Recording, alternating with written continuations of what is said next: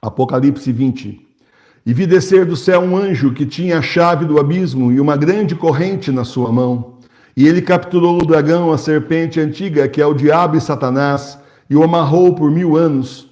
E meteu-o no abismo e fechou-o e pôs um selo sobre ele, para que não engane mais as gentes até que sejam cumpridos os 1000 anos. E depois disso convém que ele seja desatado por um pouco de tempo. E vi cadeiras e se sentaram sobre elas aqueles a quem foi dado o poder de julgar as almas dos decapitados pelo testemunho de Jesus e pela palavra de Deus, e os que não adoraram a besta nem a sua imagem, nem receberam o seu caractere e o sinal nas testas, nem nas suas mãos. Estes viveram e reinaram com Cristo por 1000 anos. Os outros mortos não tornaram a vida até que sejam cumpridos os 1000 anos. Esta é a primeira ressurreição. Bem-aventurado e santo aquele que tem parte na primeira ressurreição. A segunda morte não tem poder sobre eles, mas antes serão sacerdotes de Deus e de Cristo e reinarão com ele 1000 anos. E depois que os 1000 anos forem cumpridos, será desamarrado Satanás da sua prisão, sairá e seduzirá as nações que estão nos 4 ângulos da terra, a Gog e a Magog, e os congregará para dar batalha, cujo número é como a areia do mar. E subiram sobre o âmbito da terra e cercaram os arraiais dos santos e a cidade querida. Mas desceu do céu por mandado de Deus um fogo que os tragou, e o diabo que os enganava foi metido no tanque de fogo e de enxofre, onde tanto a besta como o falso profeta serão atormentados de dia e de noite por séculos dos séculos. E vi um grande trono branco, e aquele que estava sentado sobre ele, de cuja face fugiram a terra e o céu, e não foi achado o lugar deles. E vi os mortos grandes e pequenos que estavam em pé diante do trono. Foram abertos livros, e ainda aberto outro livro, que é o da vida, e foram julgados os mortos pelas coisas que estavam escritas nos livros, segundo as suas obras. E o mar deu os mortos que estavam nele, a morte e o inferno entregaram os seus mortos que estavam neles, e se fez juízo de cada um deles, segundo as suas obras. E o inferno e a morte foram lançados no lago de fogo. Essa é a segunda morte, o lago de fogo. E aquele que se não achou escrito no livro da vida foi lançado no tanque de fogo. Palavra do Senhor. Graças a Deus. Você precisa entender que o Apocalipse ele não é uma linha de tempo reta. A narrativa não está acontecendo, a descrição numa linha de tempo reta. Se você não observou ainda, vai e volta os acontecimentos. Tá certo? Vai e volta. Aconteceu, vai aqui, acontece, aí vem aqui explicar mais uma coisa que está acontecendo. Tá bom? Os 1000 anos e a segunda morte. E vi descer do céu um anjo que tinha a chave do abismo e uma grande corrente na sua mão. E ele capturou o dragão, a serpente antiga, que é o diabo e Satanás, e o amarrou por 1000 anos. E meteu-o no abismo e fechou-o e pôs um selo sobre ele, para que não engane mais gentes até que sejam cumpridos os 1000 anos. E depois disso convém que ele seja desatado por um pouco de tempo. Nos seus escritos sobre o livro do Apocalipse, Santo Agostinho assume que está presenciando o início dos 1000 anos. Nessa época, a igreja está saindo do arianismo, heresia que havia contaminado grande parte do clero e dos fiéis do século IV ao século V. Então, a heresia ariana é o que tem de mais parecido com os bergolianos hoje. Quase destruiu a igreja, foi por pouco. Realmente eles tomaram, você começa a ler sobre a heresia ariana, você vê que eles fizeram o que está sendo feito agora. Claro que agora é muito pior, eles tiveram mais tempo para se infiltrar. Mas é assim a heresia que mais parece justamente com a bergoliana em termos de poder, em termos de alcance, em termos de infiltração na igreja, é a heresia ariana. Né? Então vou ler de novo para você. Santo Agostinho, no seu livro sobre o Apocalipse, ele diz que está presenciando o início desses 1000 anos. Então não é da cabeça do professor Emílio. É fácil o vidente ir aí, com visão falsa, ou com ele mesmo sendo falso, um dos dois, né? Ou sendo enganado pelo diabo, ou então ele mesmo enganando as pessoas por conta própria. É fácil ele pegar o capítulo 20 e falar 1000 anos. Então vai ter 1000 anos de paz, gente, 1000 anos, hein? É fácil.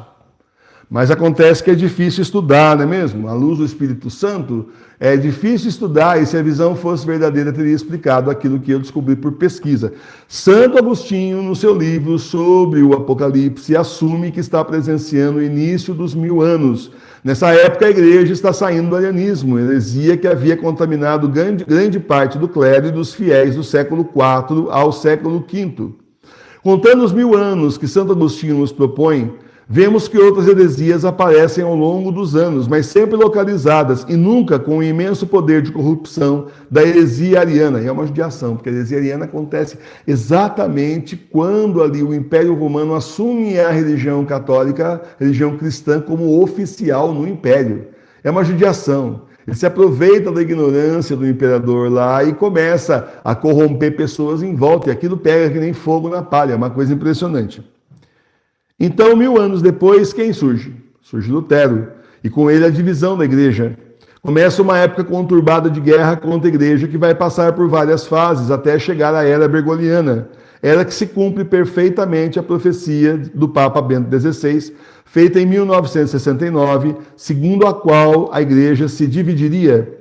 A igreja invadida seria fechada, já estamos vendo paróquias e mosteiros desaparecerem, falta de fiéis e vocações ao sacerdócio e vida religiosa, enquanto a verdadeira igreja será pequena, se reunindo nas casas e nas catacumbas.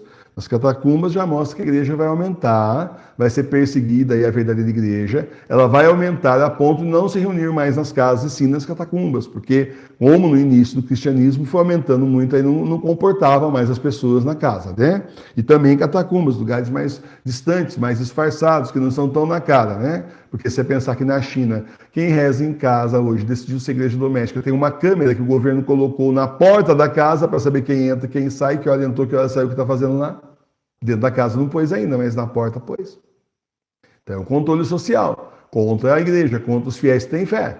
Tá certo? Aí vão ter que se reunir nas catacumbas para não dar muito na vista. E vai aumentando mais, né? A profecia do Papa Bento XVI. E assim chegamos a esse tempo que são os últimos, com o anticristo já na terra, e que logo espantará os povos com sua micagem tecnológica, produzindo falsos prodígios, a fim de enganar a humanidade, no que terá sucesso com quase todos, menos com os eleitos. Como também foi profetizado pelo venerável Fu Tuoxin, que foi bispo nos Estados Unidos. Tudo isso está nas revelações de Ana Catarina Emérite, Beata Ana Catarina Emérite, e em outras profecias que são reconhecidas pela Santa Igreja. Na cronologia profetizada do fim dos tempos, temos primeiro a apresentação do Anticristo, seu reinado de terror e perseguição aos eleitos, os 3 dias de escuridão e, finalmente, a volta do Senhor. Resumido aqui, né? Nos 3 dias de escuridão, 3/4 da população mundial será dizimada, mas ainda sobra 1/4. E se olharmos bem as profecias e o livro do Apocalipse, percebemos que ainda é um número alto de viventes. As profecias dão conta que Jesus não voltará no dia seguinte após os 3 dias de escuridão. Quer dizer, não teremos 3 dias de escuridão e no 4º dia a volta de Jesus. Entre os 3 dias de escuridão e a volta do Senhor, passa-se um tempo que, pelas profecias reconhecidas pela Santa Igreja, não são 1000 anos. Devido à natureza das profecias do Apocalipse, poderíamos abstrair para 1000 dias, o que estaria em consonância com as profecias aprovadas pela Igreja. Nós temos aí também profecia que diz meses, né? Eu descobri depois, né? Profecia que fala de alguns meses, aonde surge a nossa interpretação aqui, vem São Pedro e São Paulo depois dos 3 dias de escuridão, reorganizam a igreja preparando já para receber o Senhor. Claro que isso não se faz em uma semana, são necessários alguns meses para organizar a igreja para receber o Senhor quando ele voltar, né? E vi cadeiras, e se sentaram sobre elas aqueles a quem foi dado o poder de julgar. As almas dos decapitados pelo testemunho de Jesus e pela palavra de Deus, e os que não adoraram a besta nem a sua imagem, nem receberam o seu sinal nas testas nem nas suas mãos. Estes viveram e reinaram com Cristo por 1000 anos. Nas visões de Santa Brígida, reconhecidas pela Igreja e reafirmadas pelos Papas João Paulo II e Bento XVI, na hora do julgamento das almas estão presentes próximos ao Senhor também os santos e santas, alguns dos quais são convidados por Jesus a emitirem as penas que as almas receberão por suas infidelidades. Os outros mortos não tornaram a vida até que sejam cumpridos 1000 anos. Esta é a primeira ressurreição. Bem-aventurado e santo aquele que tem parte na primeira ressurreição. A segunda morte não tem poder sobre eles, mas antes serão sacerdotes de Deus e de Cristo, e reinarão com ele 1000 anos. Fala sobre a primeira ressurreição e que a segunda morte não terá poder sobre eles. Quando a morte do corpo, a primeira morte, nossa alma é julgada diante do Senhor, da Virgem Maria e de todos os seus santos. Ali será enviada para o inferno, para o purgatório, ou ficará no céu. Aqueles que ficam no céu ou no purgatório escapam da morte da alma. No juízo final não serão enviados ao inferno, pois já estão no céu. O purgatório também não é inferno, faz parte do céu, pois dali se sai, depois de pagas as penas dos nossos pecados. Assim, a segunda morte não tem poder sobre eles. No entanto, os que são ou serão condenados ao inferno passarão pela morte do corpo e depois pela morte da alma eternamente condenadas aos tormentos do inferno. E depois que os 1000 anos forem cumpridos, será desamarrado Satanás da sua prisão, sairá e seduzirá as nações que estão nos 4 ângulos da terra, a Gog e a Magog, e os congregará para dar batalha, cujo número é como a areia do mar. E subiram sobre o âmbito da terra e cercaram os arraiais dos santos e a cidade querida. É interessante você notar o seguinte, a força que o demônio teve na época da heresia ariana foi assim uma invasão, foi assim um arrastão, né? Foi um tsunami mesmo de heresia, de tal forma que parecia que a igreja estava completamente perdida. E de repente aquilo foi estancado. Foi totalmente estancado, e nós tivemos então outras heresias ao longo desses 1000 anos da igreja, mas sem aquela força. Só quem vai ter a mesma força de novo é Lutero, 1000 anos depois. E dali para cá, meus irmãos e minhas irmãs, dá dó estudar a história da igreja. Tão grandes santos maravilhosos, uma alegria, mas também em compensação tantas heresias arrastando, tirando pedaços e mais pedaços da igreja. Pedaços e mais pedaços, partes inteiras da igreja abocanhando, até chegarmos à heresia bergoliana aí, esse tempo dos bergolianos, daí da heresia da condenação e por aí vai, agora eco-heresia também, né? Que nós vemos aí que vai tirando o restante, vai acabando com o que sobrou, né? Da fé das pessoas, da religião verdadeira de nosso Senhor Jesus Cristo. O que sobrar, eles são contra. Opa, isso aí o Papa Bento XVI falava, filho, apaga isso aí, vamos colocar o contrário, gente, é para ontem, olha o que descobrimos. E depois que os 1000 anos forem cumpridos, eu já falei, né? É esse movimento que estamos vendo agora, envolvendo todas as nações e povos com suas promessas, seduções e corrupções, com o demônio preparando tudo para que seu filho, o anticristo, engane o mundo e enganaria até os eleitos, se isso fosse possível. Você não fica se achando quando você não foi enganado pelo anticristo, tá? Isso aí é graça de Deus. Agradeça a Deus que você não foi enganado. E também não sobe no tamanco falando, que bando de idiota, caiu na conversa. Não é papel de cristão fazer isso, faz favor. Não se ache. Só agradeça a Deus. Obrigado, Senhor, porque o Senhor me separou para o Senhor e me mostrou isso antes de acontecer, senão eu estaria lá também. Cercaram os arraiais dos santos, igrejas sendo pichadas, profanadas, invadidas, cruzes sendo retiradas, igrejas sendo vendidas para uso do mundo, pistas de skate, restaurantes, templos maçônicos, satânicos também, etc., ou demolidas. Tudo isso era impensável há apenas 50 anos atrás. E cercaram a cidade querida. Roma foi sitiada e invadida a tal ponto que existe um ditado: quem vai a Roma perde a fé. Não do ponto de vista do turista, mas daquele que fica mais perto do Vaticano, mais perto do alto clero. Por outro lado, profecias reconhecidas pela igreja, e nesse livro só falamos delas, dão conta da destruição de Roma por guerras internas e cataclismas. Mas desceu do céu por mandado de Deus um fogo que os tragou, e o diabo que os enganava foi metido no tanque de fogo e de enxofre, onde tanto a besta como o falso profeta serão atormentados de dia e de noite por séculos dos séculos. Esses 2 versículos unem o que Santo Agostinho disse, da igreja ter 1000 anos de paz, com o que eu estou afirmando, que os 1000 anos teriam sido antes, não depois. Porque note que nos versículos 7 e 8, o demônio seduz as nações que cercam a cidade querida, Roma, querida pelos católicos. E então nos versículos 9 e 10 é citado de novo o castigo da besta e do falso profeta, que não existiam 1000 anos antes. Ali só o demônio existia, mas que existirão no final dos tempos. Percebe? Então, quando começa a falar lá atrás, na época, claro, né, do Arius, a heresia ariana, não tinha ainda besta, não tinha ainda falso profeta, só agora. Então, fala justamente que eles são destruídos, na sequência. Está entendendo? É justamente isso. Então os 1000 anos já foram, essa é a questão. Então os 1000 anos ou já foram de Santo Agostinho até antes de Lutero, ou serão os 1000 dias entre os 3 dias de escuridão e a volta de Jesus. Sendo 1000 dias, explica as profecias que dizem que os vivos invejarão os mortos, as mulheres que amamentam invejarão as estéreis e os homens procurarão a morte em vão. Tamanhos os castigos que virão sobre a terra e a destruição que culminarão com os 3 dias de escuridão. E vi um grande trono branco e aquele que estava sentado sobre ele, de cuja face fugiram a terra e o céu, e não foi achado o lugar deles. Nos 3 dias de escuridão não se verá nada, nem terra e nem céu. O mundo estará em plena revolução, com cataclismas acontecendo concomitantemente e as portas do inferno escancaradas, permitindo a saída de hordas de demônios a arrastarem os ímpios. E vi os mortos, grandes e pequenos, que estavam em pé diante do trono. Foram abertos livros, e ainda aberto outro livro, que é o da vida, e foram julgados os mortos pelas coisas que estavam escritas nos livros, segundo as suas obras. E o mar deu os mortos que estavam nele. A morte e o inferno entregaram seus mortos que estavam neles, e se fez juízo de cada um deles segundo as suas obras. Diante de Jesus serão todos julgados igualmente, tanto os pequenos como os grandes deste mundo.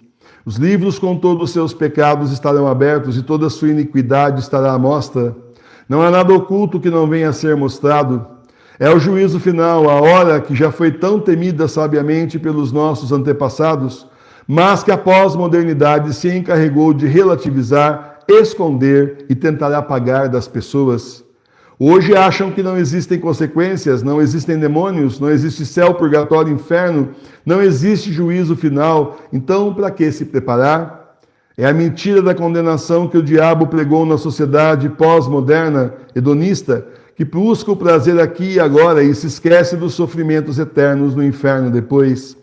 E todos os mortos serão julgados, os que foram enterrados e os que estão nos mares, os que estão no inferno, e será o juízo final para todos os vivos e os mortos. E o inferno e a morte foram lançados no lago de fogo. Esta é a segunda morte, o lago de fogo. E aquele que, se não se achou escrito no livro da vida, foi lançado no tanque de fogo. Depois da morte do corpo vem a segunda morte, que é a morte da alma nos castigos eternos do inferno. Os mortos ressuscitarão e os condenados serão agora jogados no inferno em corpo e alma, no lago de fogo para a condenação eterna. Aquele que não tem seu nome no livro da vida, ou cujo nome estava lá, mas foi tirado diante da sua infidelidade, será jogado no tanque de fogo, pagando por seus crimes eternamente. Louvado seja nosso Senhor Jesus Cristo. Para sempre será louvado. Então, meus irmãos, o próprio Santo Agostinho nos diz, eu tenho esse livro, inclusive, custou muito caro, eu tenho esse livro em papel, inclusive não é PDF não, e ele diz exatamente isso, que os 1000 anos estavam de paz, estavam começando ali, e tinha razão. Para a igreja, estavam realmente começando os 1000 anos de paz. Aí, compara com Lutero para frente, você vai ver o que é essa paz que está sendo falada, onde a igreja então passou a, inclusive, a dominar aí os destinos da sociedade. Com que jeito? Com justamente os valores cristãos, moldou a sociedade ocidental com os valores cristãos. A Igreja Católica construtora da civilização ocidental. Depois disso, do Lutero para frente, infelizmente, é essa água que nós estamos vendo, essa água suja, terrível que nós estamos vendo aí, simplesmente se infiltrando em cada canto, em cada centímetro quadrado da igreja, que um dia foi santa, a igreja foi nossa, né, e que agora a Santa Igreja sobrou conosco, nas nossas casas, nas igrejas domésticas. A da igreja de 2000 anos voltou para onde começou, para as casas dos fiéis, certo? Então, tudo isso é profético e a gente precisa estar bem de olho para a gente se preparar justamente para o final dos tempos, que são os últimos, são os tempos do Apocalipse. Louvado seja nosso Senhor Jesus Cristo. Para sempre seja louvado. Preparação sempre, gente. Muita preparação, porque está vindo aí.